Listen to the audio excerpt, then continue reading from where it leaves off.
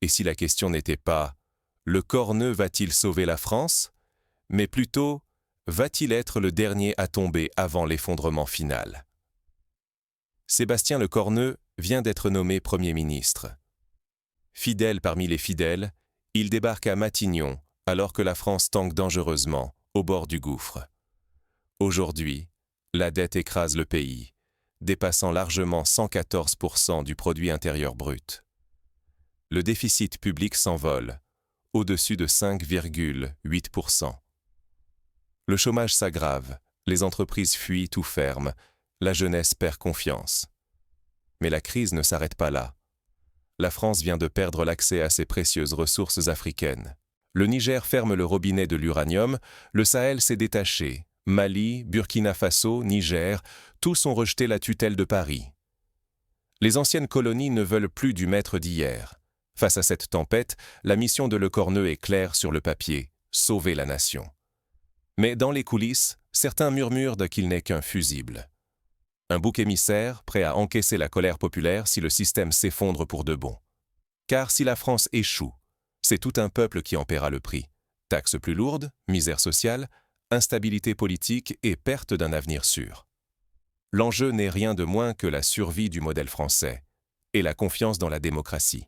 Pour mesurer la gravité du défi qui attend Lecornu, il faut revenir sur les choix et les erreurs qui ont précipité la France dans cette crise sans précédent. La France ne s'est pas effondrée en une nuit. Chaque erreur a creusé un peu plus sa tombe. C'est une lente dégringolade, résultat de choix absurdes, d'orgueil mal placé et d'une dépendance qui a fini par lui exploser au visage. Aujourd'hui, la dette publique dépasse 3 300 milliards d'euros. Ce n'est plus un simple chiffre, c'est un gouffre béant qui avale chaque jour un peu plus l'avenir des générations futures. Le déficit budgétaire s'élève à plus de 5,8% du produit intérieur brut. Largement au-dessus du plafond fixé par l'Union européenne, ce niveau de déficit signale que la France, jadis modèle de stabilité, n'est plus capable de tenir ses propres comptes. Mais derrière les bilans catastrophiques, il y a une vérité crue. La France vivait grâce aux ressources africaines. Uranium du Niger pour ses centrales, or du Mali, coton du Burkina Faso, pétrole du Tchad. Sans ces matières premières, l'industrie et l'énergie française vacillent. Cette dépendance coloniale, longtemps dissimulée derrière de beaux discours, a éclaté au grand jour. En perdant l'accès à ses ressources, Paris a été frappé au cœur de sa puissance économique. Ce séisme économique s'accompagne d'une tempête politique permanente. 4 gouvernements renversés en 14 mois. L'instabilité n'est plus l'exception, mais la règle. Ministres et premiers ministres défilent, aucun ne trouvant de solution durable à la crise. Ignorer les causes profondes de cette chute, c'est condamner la France à recommencer les mêmes erreurs et à voir la crise empirer. Le peuple paie déjà le prix fort. Impôts en hausse, services publics qui s'effondrent et un doute grandissant sur l'avenir même de la démocratie. Mais au fond, un événement a tout bouleversé. La rupture brutale avec l'Afrique, ce lien vital qui maintenait la France à flot durant ses heures les plus sombres. Car derrière ce simple constat comptable, c'est le choc géopolitique avec l'Afrique qui a réellement propulsé la France dans l'abîme. Explorons ensemble comment cette rupture a transformé la crise en véritable naufrage. Quand l'Afrique coupe les vivres, c'est tout le système français qui vacille. En quelques mois, la France a perdu le contrôle du Sahel.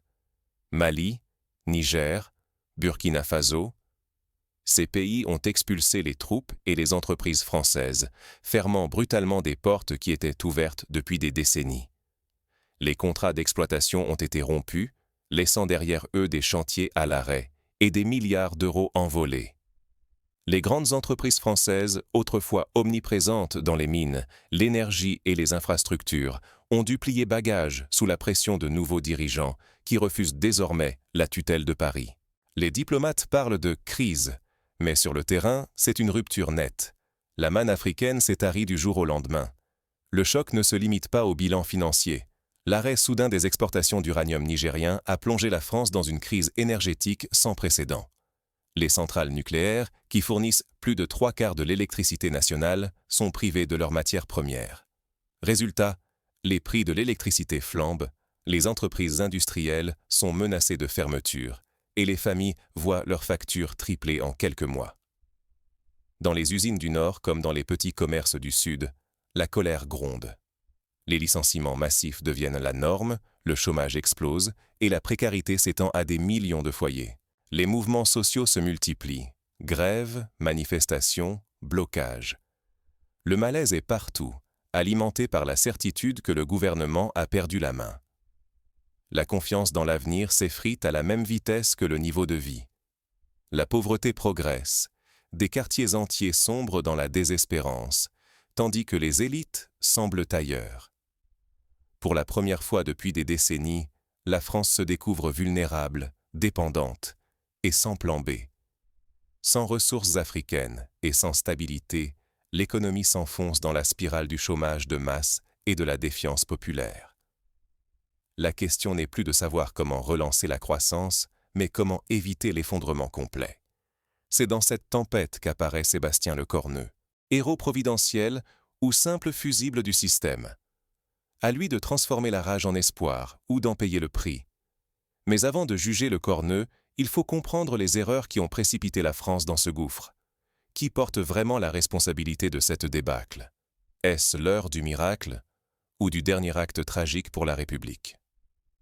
Sébastien Lecornu, promu pour sa loyauté, se retrouve face à une mission presque suicidaire. Présenter un budget que personne ne veut et que personne ne croit possible. Il doit couper dans les dépenses publiques, mais chaque euro retiré menace de provoquer de nouvelles émeutes. Trouver de nouveaux revenus relève du casse-tête, car la population, déjà fragilisée, ne supportera pas de nouvelles taxes, et les entreprises fuient, laissant le pays exsangue. Le peuple gronde, méfiant devant chaque annonce.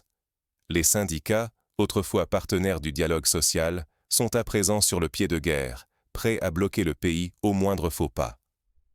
Pendant ce temps, l'élite politique et financière veille à préserver ses privilèges, bien à l'abri derrière des murs de loi et de protection invisibles, indifférente aux sacrifices demandés à la majorité. À Paris, certains caressent l'idée d'un retour en Afrique, rêvant de renouer avec le Sahel pour soulager la crise énergétique et budgétaire. Mais ces illusions se brisent sur la réalité.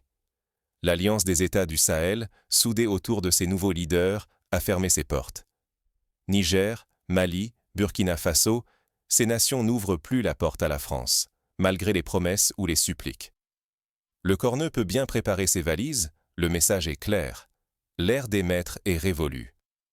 L'équation est simple et cruelle. Chaque décision prise aujourd'hui peut, d'un coup, précipiter la chute du gouvernement.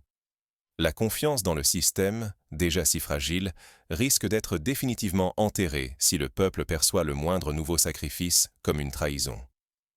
L'enjeu n'est plus seulement budgétaire. C'est l'avenir du pays, la survie de la démocratie et la paix sociale qui se jouent à chaque instant. Alors, faut-il tout sacrifier pour sauver le navire ou repenser entièrement la route à suivre?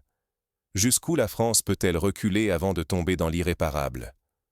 Pour comprendre comment la France en est arrivée là, il faut retourner en arrière, décortiquer les choix, les erreurs et les illusions qui ont pavé la route vers l'abîme.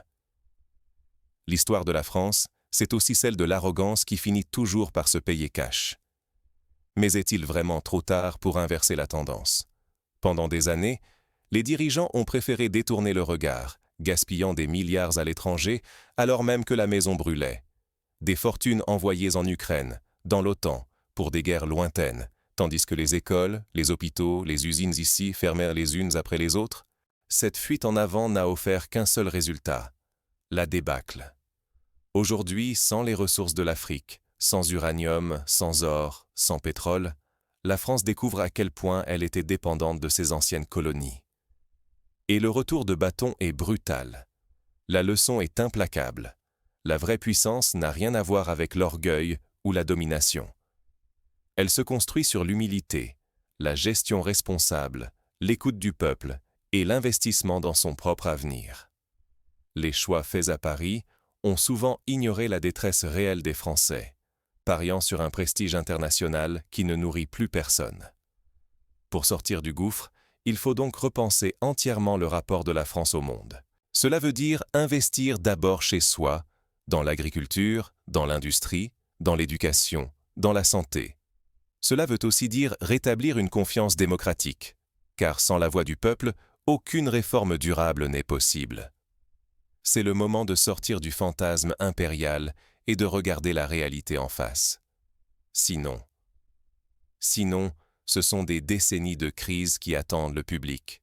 Précarité, chômage, peur du lendemain et cette défiance tenace envers toute forme d'autorité.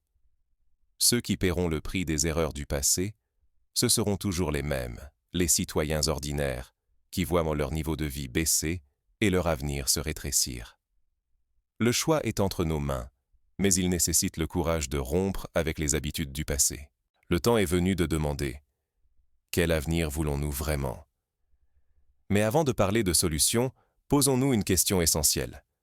Comment redonner confiance à un peuple qui ne croit plus aux promesses? L'histoire ne fait pas de cadeaux à ceux qui refusent d'apprendre. La France, aujourd'hui, se trouve à la croisée des chemins. Chaque erreur passée, chaque choix d'orgueil, s'est transformé en dette, en colère, en défiance. Ce sont les citoyens ordinaires qui paient le prix fort, pendant qu'à Paris, on cherche encore un remède miracle à une maladie qui couvait depuis des décennies. Sébastien Lecornu n'est pas un magicien.